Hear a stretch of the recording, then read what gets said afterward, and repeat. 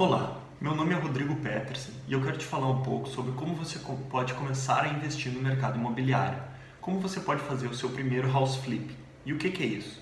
House flipping é a técnica de você encontrar um imóvel, um apartamento ou uma casa que esteja desvalorizada, reformá-la, agregando valor a esse bem e depois vender, obtendo algum lucro sobre essa transação. E há inúmeras formas de você começar a investir nesse modelo de negócio sem necessariamente precisar ter dinheiro para isso. Deixa eu te contar um pouco mais sobre a minha história e como eu comecei a atuar nesse ramo. Há alguns anos atrás, eu e a minha esposa, que na época era minha namorada, ainda morávamos na casa dos nossos pais. E a gente decidiu que estava na hora da gente ter o nosso lar, ter o nosso cantinho.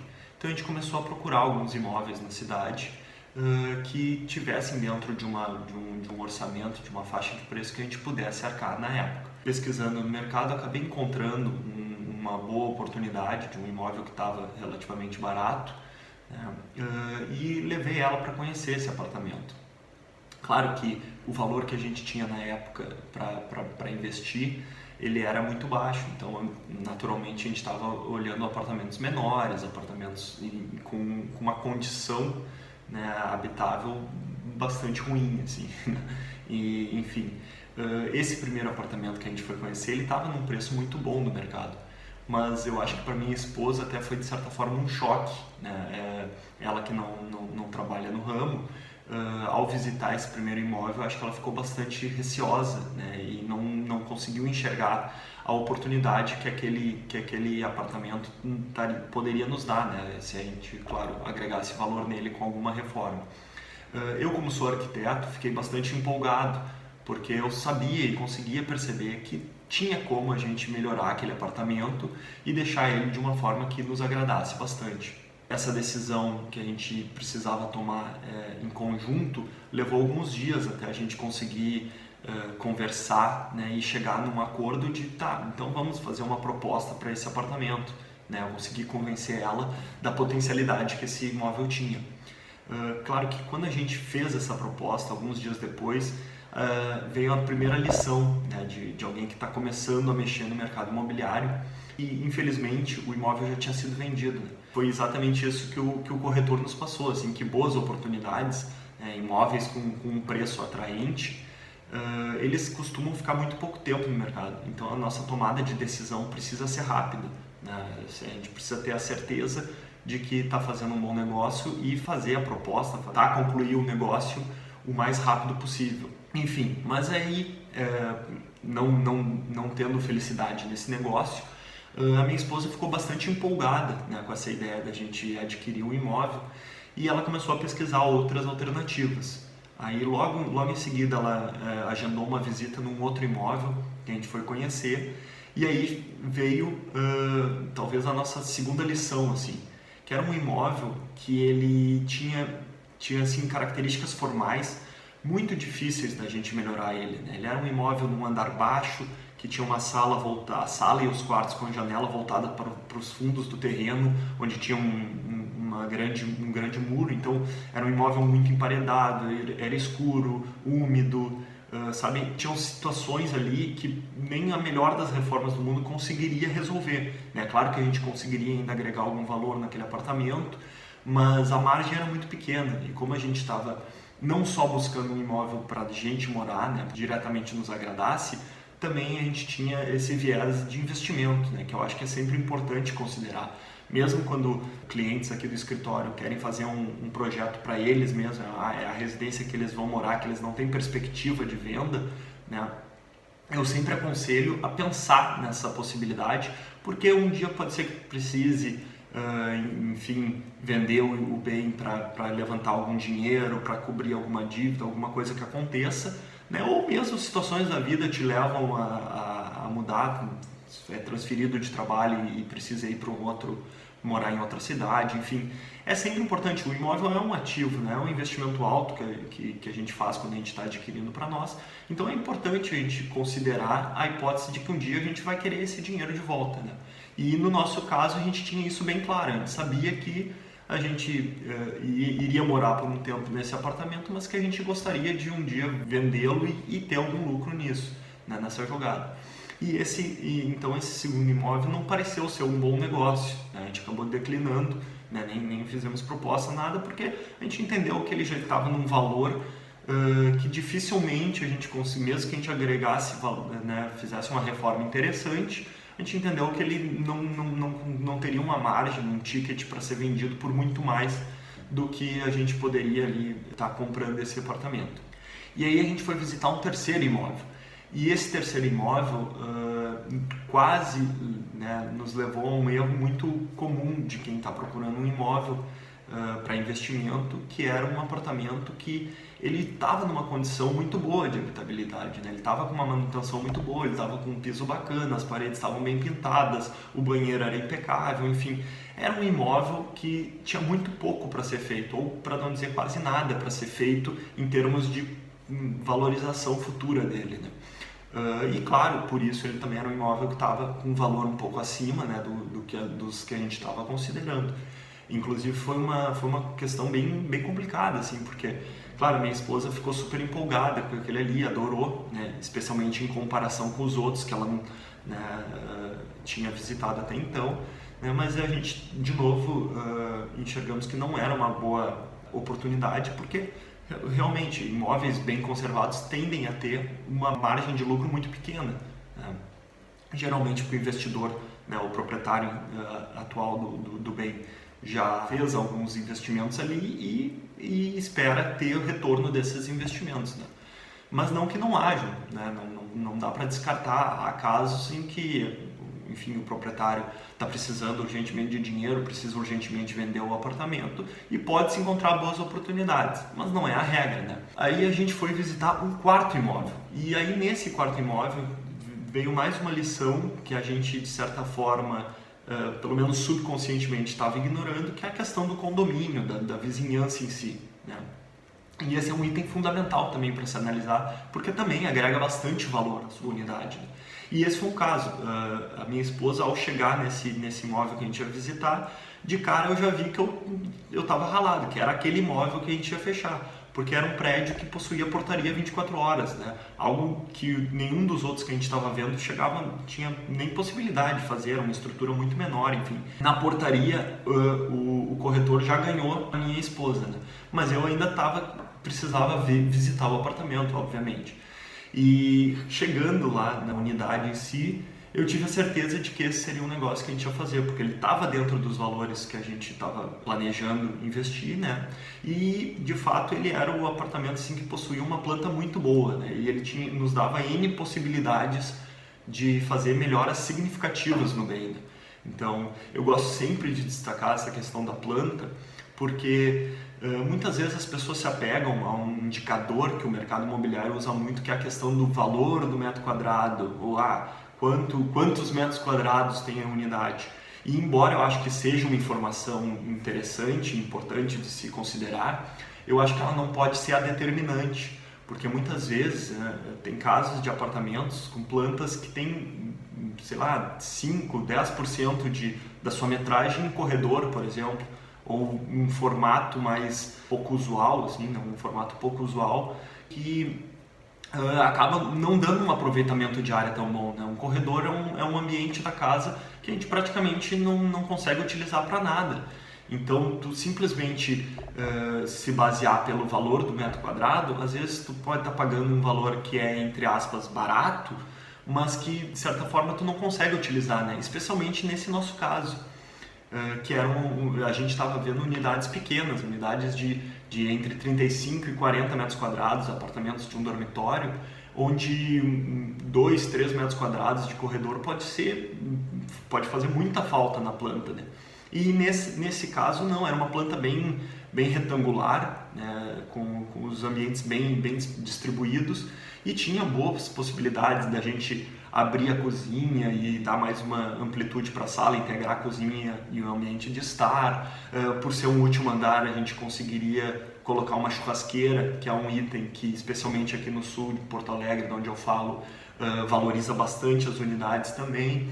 Então a gente acabou concluindo que sim, aquele ali era a nossa grande oportunidade, assim, era um apartamento ideal para o que a gente estava buscando.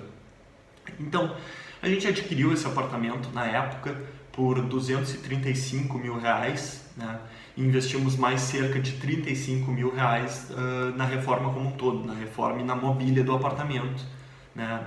Ou seja, tendo um investimento total aí de R$270.000. Claro que o apartamento a gente comprou ele totalmente financiado, então a gente tinha um valor, o valor da reforma principalmente guardado, que a gente pôde usufruir, mas também assim, como a gente estaria morando no apartamento também, se fosse o caso, a gente não precisaria ter executado tudo de uma vez só, né? A gente poderia ter ido aos poucos e já estando habitando o imóvel, né? Enfim.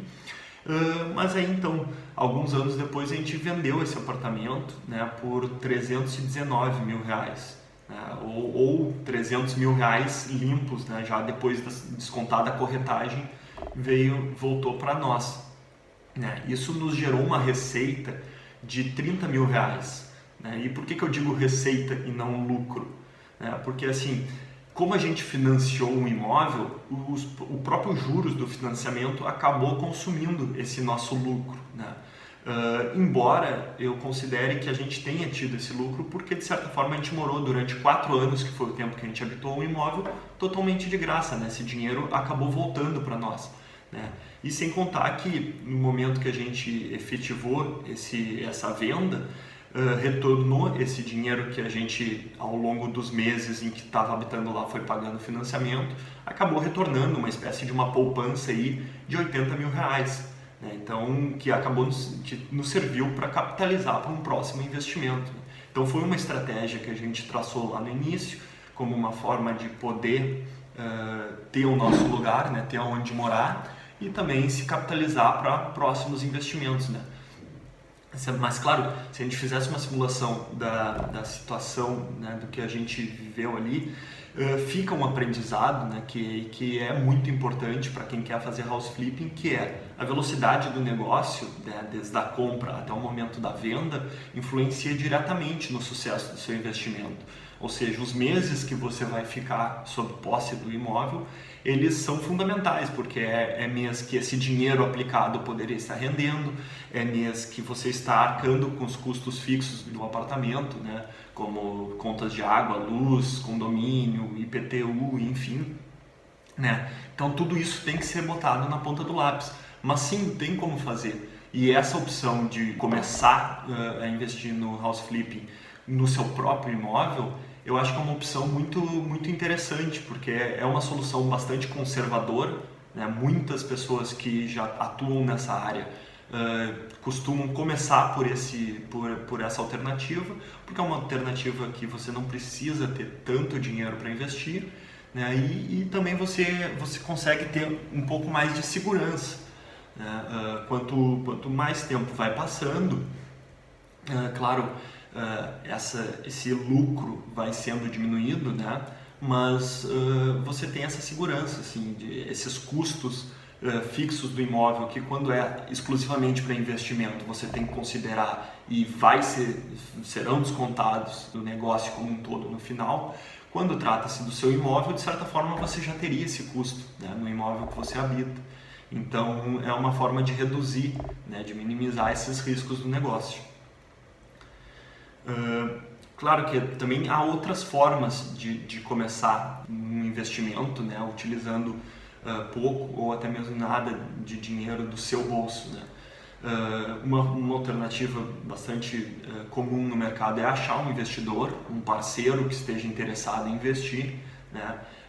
No momento atual do mercado brasileiro, com a baixa da taxa Selic, que é a taxa básica de juros da economia, que influencia diretamente na rentabilidade de poupança, renda fixa, enfim, há muitas pessoas interessadas em tirar o seu dinheiro desse tipo de investimento e daqui a pouco colocar num imóvel que pode trazer um retorno melhor, enfim, mais acelerado, né, desse seu investimento. Então tem como se preparar, se profissionalizar nesse sentido e buscar investidores, e acredite ou não, está cheio de gente aí no mercado interessado em fazer esse tipo de investimento. Outra forma né, que a gente pode citar é buscar uma parceria com o proprietário de um imóvel deteriorado. Você pode achar um imóvel que você julgue que esteja, né, com uma condição interessante e conversar com o proprietário, daqui a pouco propor para ele uma parceria, né, acertar um valor de venda que ele fique interessante para ele, ainda assim não mate o negócio, né, como um todo. Você entra com a parte da reforma em si e depois dividem, né, o lucro conforme for acordado. Isso pode acelerar a venda do negócio, né? É muito comum no mercado imobiliário, né, ter esses imóveis deteriorados de proprietários que às vezes têm mais de um imóvel, enfim, e que daqui a pouco quando, né, se propõe, tu tem que fazer uma melhora no teu imóvel para vender mais rápido, que é uma coisa que é sabido no mercado que acontece, né? Muitas vezes o imóvel fica lá parado durante muito tempo porque o proprietário está pedindo um valor acima pela condição que o imóvel se encontra, principalmente. E esse proprietário às vezes vem com aquela frase clássica do não, eu não vou investir mais R$1 nesse imóvel, ele já me deu, sabe, já gastei muito dinheiro com ele vai ficar dessa forma. Isso acaba atrasando a venda. Sem contar o fato que pode ser um argumento para você trazer para esse proprietário, que é qual o custo desse imóvel ficar parado lá, né, não ser vendido. Tem esse custo que eu mencionei antes da valorização do dinheiro em si, né? Esse dinheiro aplicado poderia estar rendendo muito mais.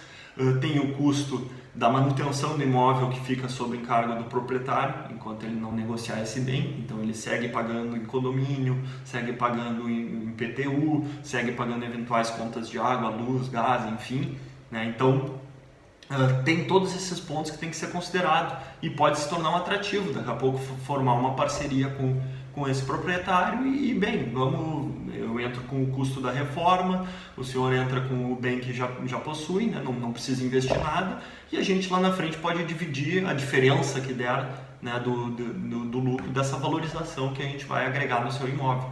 Essa é uma forma de fazer uma parceria. Também se pode contratar um consórcio imobiliário, é uma forma de você se regrar para conseguir juntar dinheiro, né, e enquanto não for contemplado, né, ou mesmo utilizar recursos como seu FGTS para dar lances, né, nos leilões mensais que tem e daqui a pouco ser contemplado com uma carta que facilite o seu acesso à aquisição de um imóvel, né, também pode ser uma alternativa. Nessa forma, né, que eu mencionei de aproveitar essa facilitação ao crédito, também dá para aproveitar esse acesso a um crédito imobiliário fornecido pelo governo, como por exemplo Minha Casa Minha Vida, que tem juros baixíssimos, né, para aquisição de um imóvel. Claro que você precisa se enquadrar nesses requisitos lá do governo, mas é uma alternativa que não pode ser descartada. Eu tive um colega de faculdade que fez isso enquanto era estagiário, então ele tinha um rendimento que se encaixava no programa Minha Casa Minha Vida e ele adquiriu um imóvel com juros baixíssimos e uma parcela mensal super baixa que o próprio salário de estagiário dele já cobria. E aí, alguns anos depois, ele quitou esse apartamento e revendeu ele, enfim, e teve um lucro bem significativo, né? Isso até é um estudo de caso que dá para trazer mais para frente, bem detalhado. E outra opção assim que fica, né, de alternativa para esse tipo de investimento é daqui a pouco também se aproveitar, por que não, num cartão de crédito, né, para botar as contas de material que você comprar, daqui a pouco até algum serviço que você contratar para custear essas reformas, que também lhe dá um certo respiro, um certo fluxo de caixa para conseguir, né, arcar com as suas despesas mensais, né, e ter e concluir essa valorização do imóvel. Além disso, essa questão de colocar as contas no cartão de crédito pode ser um bom recurso, porque tu ainda consegue acumular algumas milhas e depois trocar por enfim, diversos produtos que os planos de cartão de crédito lhe dão, né?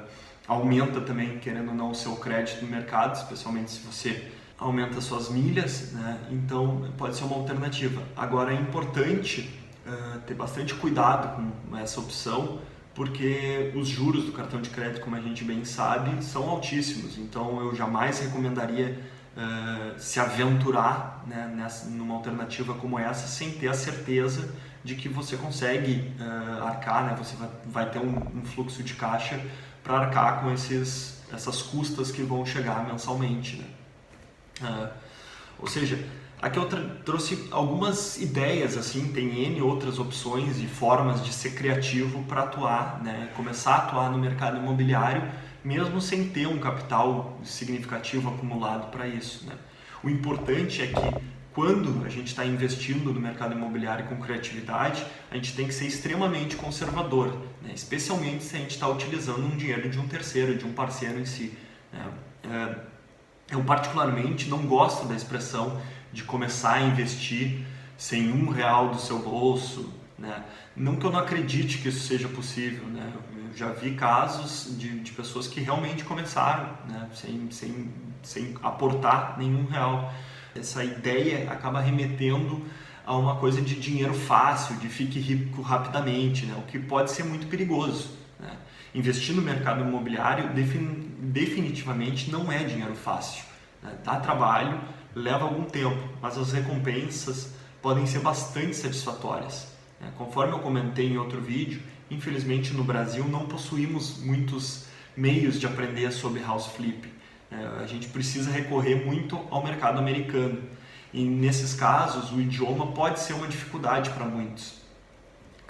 Mas caso você tenha interesse em saber ainda mais sobre formas criativas de investir em imóveis usando pouco ou nenhum dinheiro, eu recomendo a leitura de um livro, The Book on Investing in Real Estate with No and Low Money Down, do autor Brandon Turner. Eu posso deixar aqui o link depois desse livro, que eu acho que ele traz bastante ideias, assim, claro que num viés do mercado americano, né? Tem algumas coisas que a gente precisa adaptar para a nossa realidade, mas eu acho que é válido, sim, tem muitas ideias ali que são bacanas e são formas criativas realmente da gente começar a investir, né? E atuar no mercado e fazer o nosso primeiro negócio, né? E juntar capital para ir crescendo gradativamente. Então é isso, obrigado pela sua atenção e até uma próxima.